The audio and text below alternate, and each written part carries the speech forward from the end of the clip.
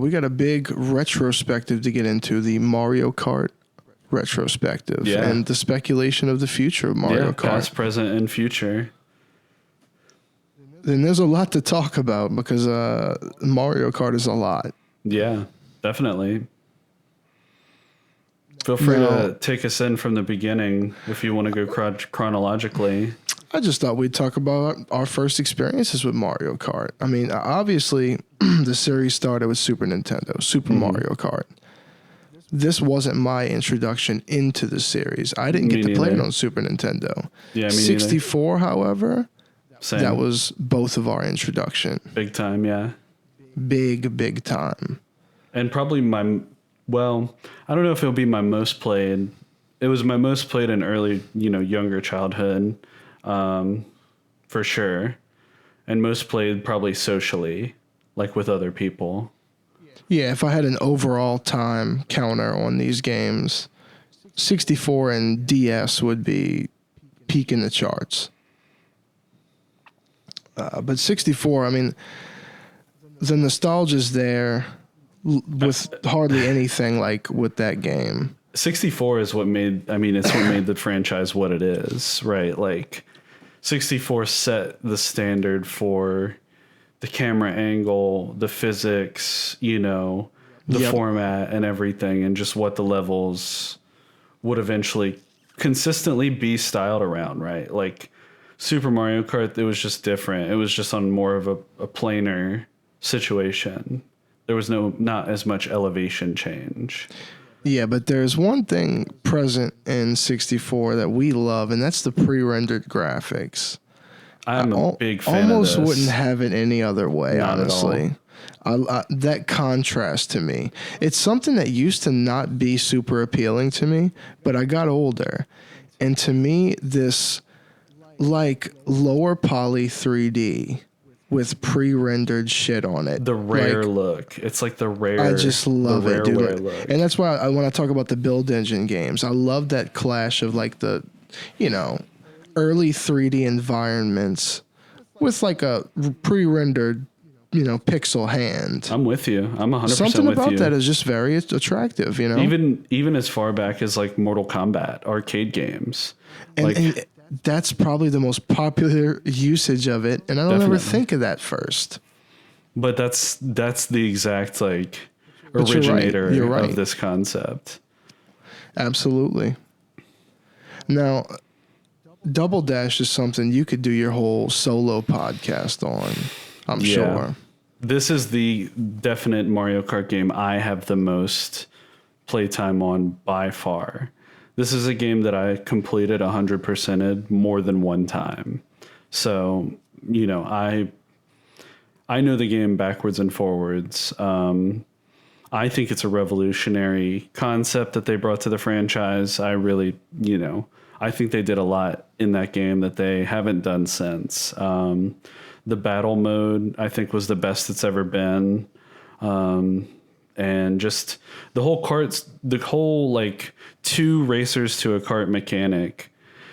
It's not something they've done since then. It didn't fundamentally change anything about the way that the races, took place. It just enhanced them slightly. Yeah. So and it was a really, really fun co-op touch. Oh my gosh, co-oping two people on the same kart is unparalleled. It doesn't get more fun than that. No, because the formula is ever changing. You get to have the best of both worlds and swap as you please. Yep. So it's on the just, fly. It's a beautiful thing. Moving on to DS. This is one I really spent a lot of time with, Tyler. Sometimes I'd wipe my data on my cartridge just to redo everything, to get 3 stars on all the missions, all the Grand Prix, all of that, because it's so fun grinding that. And this is one I love to see courses from, like on this new booster pass course booster situation. They really started going wild with the courses, like starting with DS, I feel like. Yeah, I could see a lot of great, like, DS courses which there have been many already done in Mario Kart since then. They always pay good homage to the DS iteration. Now the Wii one, did you play? No? Nope. I know it's sacrilegious, but because a lot of people say this is the best Mario Kart. I should pick it up. I feel like I should pick it up and play it on my Wii U. Definitely. I think I you could should. pick it up digitally for another 6 months. I'm sure it's not the priciest either. I'll have to check into that. I feel like that would be a good thing to own, to purchase from the Wii U shop before it's gone. But then again, I also wouldn't mind owning it physical either.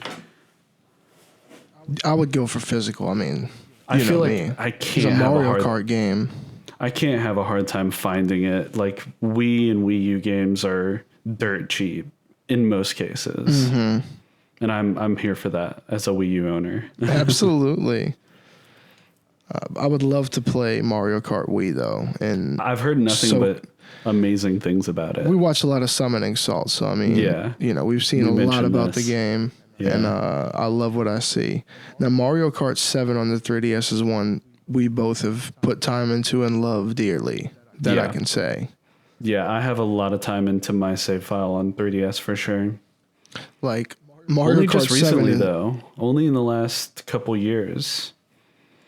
It is a powerful substitute if you don't have 8 Deluxe or a Switch. Yeah, I mean It it's is the a perfect powerful substitute. Yeah. For 3DS, I mean, for handheld at that point, I mean, the Switch completely changes it up, right? But in terms of your classic handheld, it's as good as the Mario Kart experience has been in terms of Absolutely. just polish. It's to me, it's like a console experience on a handheld. No question. That's how I see Mario Kart 7. I completely agree. I played 8 first. I played 8 on the on the Wii U. I played 8 on the Switch, and then I played 7 on the 3DS. And in no way did I feel like 7 was inferior at all. Yeah, see, I played 7 long before I played 8 Deluxe, which I got immediately when I got a Switch. And, it was pretty mind-blowing playing it, but you don't get that vibe of it being such a drastic jump, like from DS to like GameCube. Not at all. I mean, to the point where they could have called, Mario Kart 8 could have been Mario Kart 7 Deluxe, Yeah. with more stages. I mean, Totally. the mechanics feel so similar. Yeah, they still have like the flying and the different things, the newer terrain-based features. But here we are with 8 Deluxe. I mean, it was on the Wii U. It's on the Switch. We get this DLC that's coming in 2 years worth of waves. And the question is, what are we left here to think, Tyler? I mean, Well, let's pull up some notes. I have some thoughts. So we've talked a lot about Mario Kart, on this podcast. I mean, we've done topics, we've done top fives. Here we are once again, talking Mario Kart. I have a few thoughts. First of all, as it pertains to the booster pass, are there any courses that you feel like you have to have? I alluded to this earlier. I want to touch on what we have in front of us immediately before we get too far flung into the future. any that I have to have. That's like, for me to really feel like I got everything I wanted. I feel like yours is Choco Mountain almost. Oh, that made me so happy just out the gate. I'm a little flustered about thinking of what else I want, Understandable. If they haven't done the Moo Moo Farms or Moo Moo Meadows, those would be nice. Yeah. Of course, some of these, I'm sure they've been done in games, but perhaps they're not in 8 Deluxe. I mean, Right. they could take courses that were already, they could remaster courses. And they've done that before. Yeah, so that I guess that puts a lot more on the table to choose Definitely. Yeah. I would love to see DK Mountain from Double Dash. Just about to say definitely. Unbelievable course. Whether it's been redone or not, bring it back. I don't care. I mean, I feel like they have to, like... Also, DK Jungle Raceway. Absolutely. I mean, in all of its glory. No question. Now, have we gotten a remastered version of that at all? No, it's too janky to do again. Like, Too janky. I mean, I understand what you're saying, but not dude, for me. the charm is immense. The charm fits perfectly on N64. I could like interchange that with Choco Mountain if it didn't exist for like that's an incredible track. I think it's good too, man. I just feel like trying to imagine and they could make it work, obviously, but trying to imagine like the spiky things coming in the bridge, like in modern graphics. I don't know. I want it though. I would love to see it. That would be something that I would love to see in this booster pass. Yeah, all this shit is legacy, dude. I mean, it's like if they did it then they can make it feel right. They can make it feel right now. Yeah, I agree. I agree with that for sure. Dino Jungle, that's another Double Dash one. Yes. That was in 7 as well, I believe. I think so. And I love that course. That's a great course. Absolutely. I don't know why it's always like these jungle and mountain type levels. Like you give me a jungle and or a mountain, and that's where I want to be. Give me Calamari Desert. Definitely. From 64. Yep. That's what I'm into. I want the train tunnel to be like traversable. Definitely. You know? That's not authentic if it's not. If you can't just drive down there and I just the Wacky 2 telling you wrong way. Give me an open world Calamari Desert. That's all. On the spot, I feel like I keep going to 64. That's what's funny about it. Definitely. Just the classics from 60. I feel like if this was all 64, I'd be happy. I'm the same way with 64 and Double Dash. Like, there's just so many great Double Dash levels that I love. And the DS ones make me happy for sure. I almost wish they did some type of packs per system. Just we don't know. There's still 10. There's still 10 GPs to announce. That's 40 more courses. So there could very well be a themed one, yeah. One from each system or something, or even just one that's all 7, one that's all Double Dash. Like they could easily do it. I guess we'll see, man. I feel like they're all going to be mixed up. I think so good, too, though. and that's how I think that is better. But it would be cool to see some packs grouped by like console for sure, or like just retro exclusive packs. Like all 8 of these are going to be throwbacks. You know. I mean, that would be nice. Now, clearly we know there's going to be a Mario Kart 9. My question for you... but my question for you is, knowing that Nintendo overlaps things, they don't kill something and then dispose of it and then bring in the next new thing, right? So, do you expect any type of overlap on this schedule of DLC and the launch of something new as far as hardware or anything of that nature? That's what I'm curious about with you. Because I don't see... I wouldn't put it past them to overlap these types of things. The install base is so large on the Switch. That's a big reason I say that just straight off. That's a great question. I don't see it overlapping, but it wouldn't be that strange if it did. Last time we talked about this booster pass, which was either last episode or the one before, I mentioned that I kind of equated it to songs on Rock Band. I don't know if I talked to you about this on or off the podcast, but like I remember talking about it. I have songs purchased on Rock Band that I can put in Rock Band 1, 2, 3, or 4 and play them, right? So I almost feel like this booster pass is going to end up working the same way, where whatever the next iteration of Mario Kart is would retroactively have these courses. Maybe not right away, but like as a first or second update or something, like they're going to retroactively add all these courses, because I think the game is going to run, whatever the next Mario Kart game is, it's going to run in the same engine. And that's why they feel confident to make these courses now. I'm not saying the mechanics will be the same. I have some thoughts on that. We can get into that, but I think that engine will be the same to where they feel comfortable spending dev time on these courses now, and then they can backfill the next game's library with these courses too and have extra content there. I mean, that makes a lot of sense to me. The question that pops in my mind to follow up on that is, do you even see a reasonable upgrade to the current Mario Kart 8 Deluxe presentation? I feel like it's so polished and so current even to this day. I don't see a reasonable upgrade. I almost don't see a reason for there to be a completely new ground up reworked Mario Kart. And this would just support what you're saying, basically. I mean, they could continue this engine. I'm glad you asked this question, Sterling. Well, I'm glad that you're glad.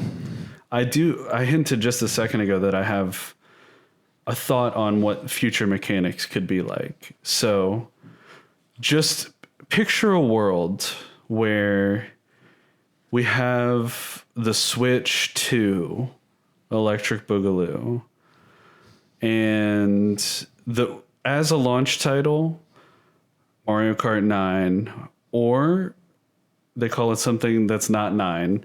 Who knows? It could be some totally different title. The next Mario Kart, right?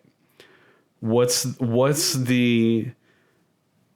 I mean, you've got every new iteration of a console has a. I don't want to say. See, I'm on the cusp of saying a gimmick mechanic, right? But some sort of new mechanic that sets things apart.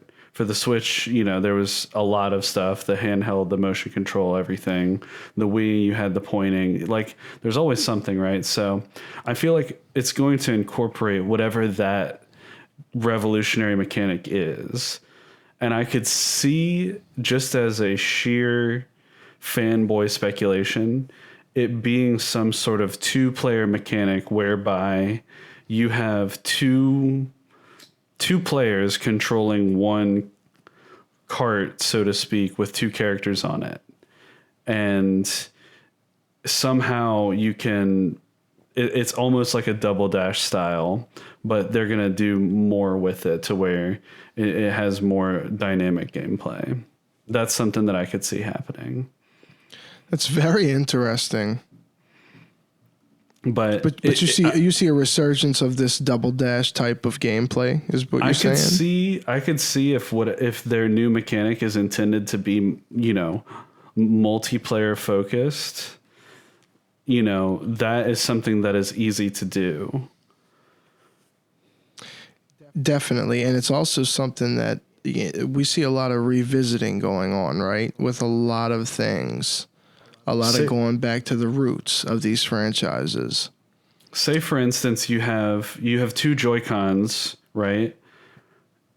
You have two racers, and each racer is tied to a Joy-Con, and they might have a cart that is modular, where each racer has their own kind of like mini cart, and the two kind of conjoin together. And they can maybe reconfigure into a glider, reconfigure into a submarine, and the two carts kind of like, you can have one person front and back. You know what I mean? It's almost like a totally customizable thing depending on who your racer is. It's some mind-blowing shit. I don't know. Something like that, but that's... Because I agree with what you're saying, that they have kind of perfected the base level Mario Kart formula, right? Like, absolutely, what we have in 8 Deluxe, it feels like the optimal way to play. So I think the next step is going to be something that's radically different. And I think that makes perfect sense, because that's the only logical next step, is something totally different, because this formula we're talking about, it's maxed out. Yep. When I get on there and do my time trials and everything, I feel like God. And I just recently realized, since we got these cups, I can go back and 3-star these single player GP. I'm looking to do that. I mean, that's going to be a big thing for me, because I love the 3-star grind on any Mario Kart.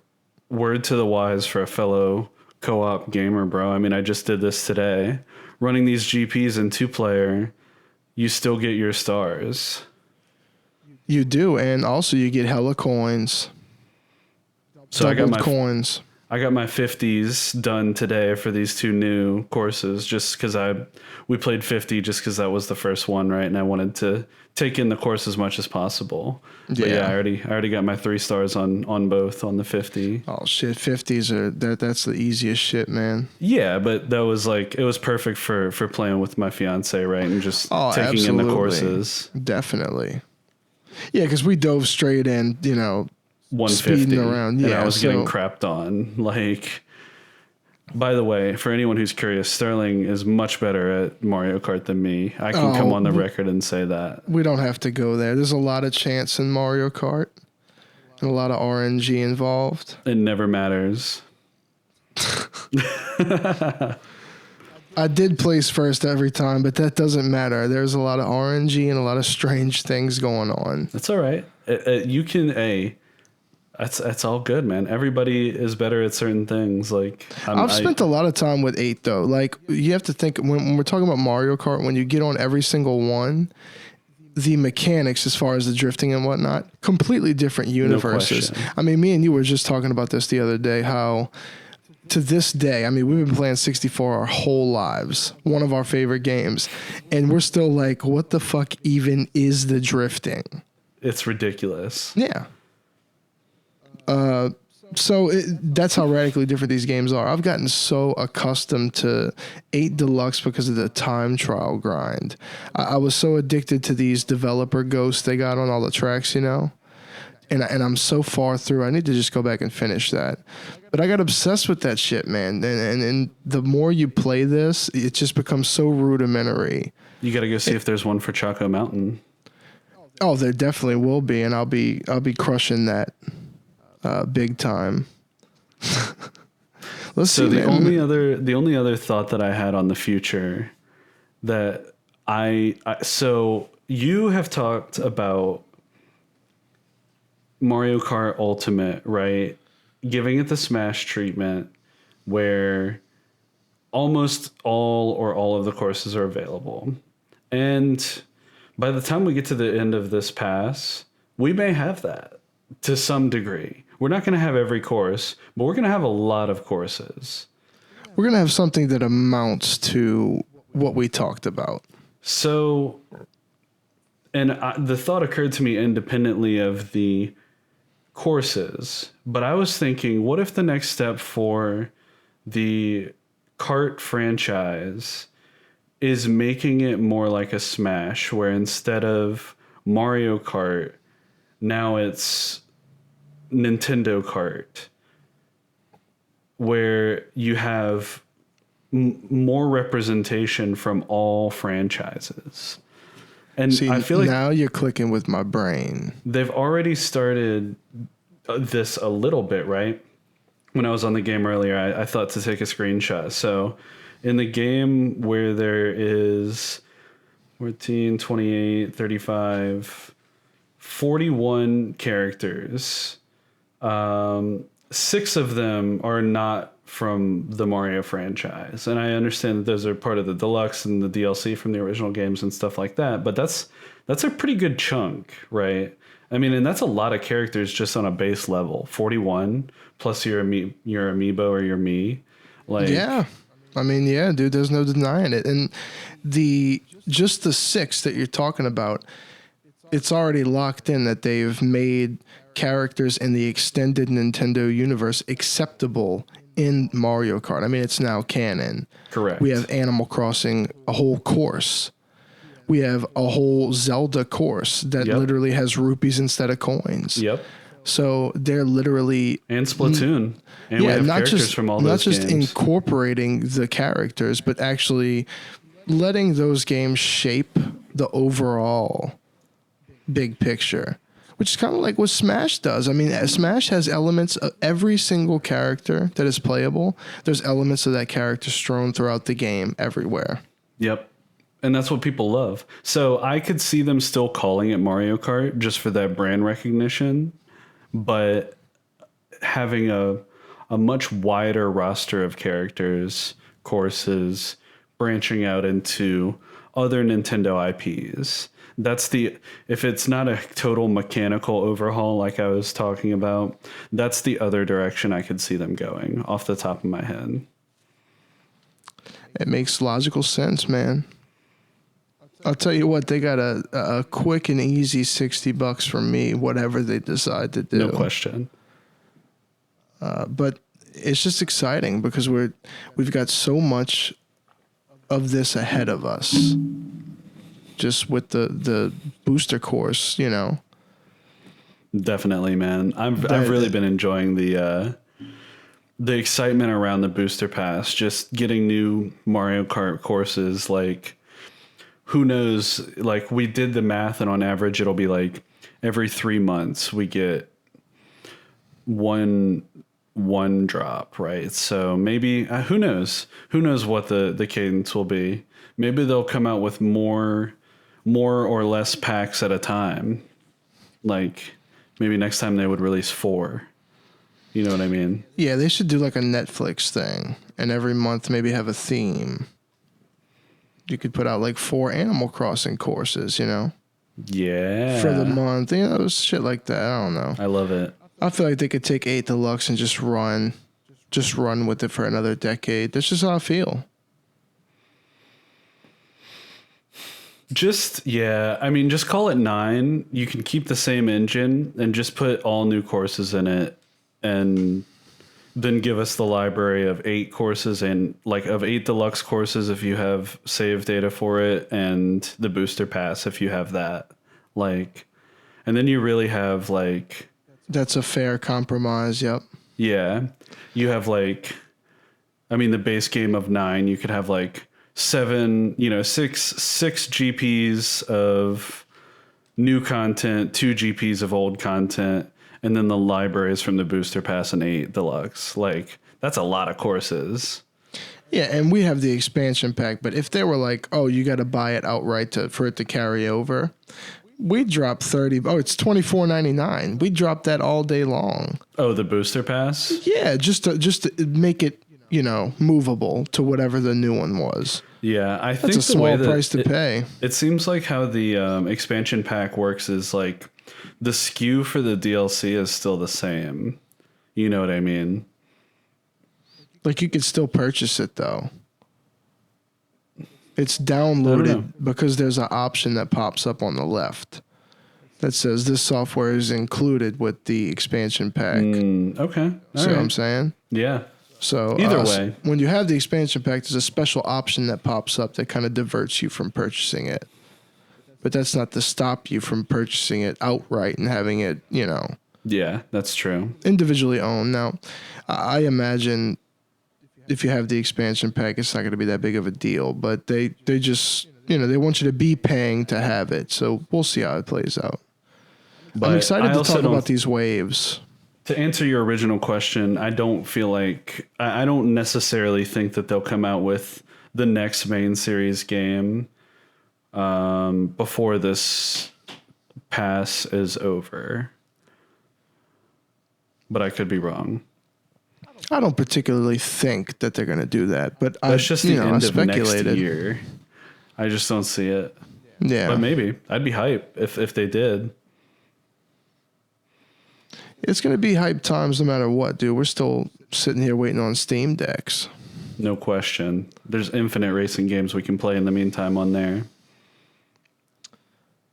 It's funny that you say infinite because we're about to talk about replayability, but is there anything you wanted to add to the Mario Kart discussion before we move on? I feel like we had a good little theory craft on that. Definitely, man. You had some very interesting theories. And very good answers to the questions I came with because, I don't know. I'm looking for answers, man. I'm curious what you think and what people think. Yeah, we all are. I'm just thankful for what we have right now because everything that's coming with 8 Deluxe is fantastic. Yeah, really enjoying the booster pass. Really excited to see what comes out. And we're going to talk about each and every drop on this podcast, so don't you worry.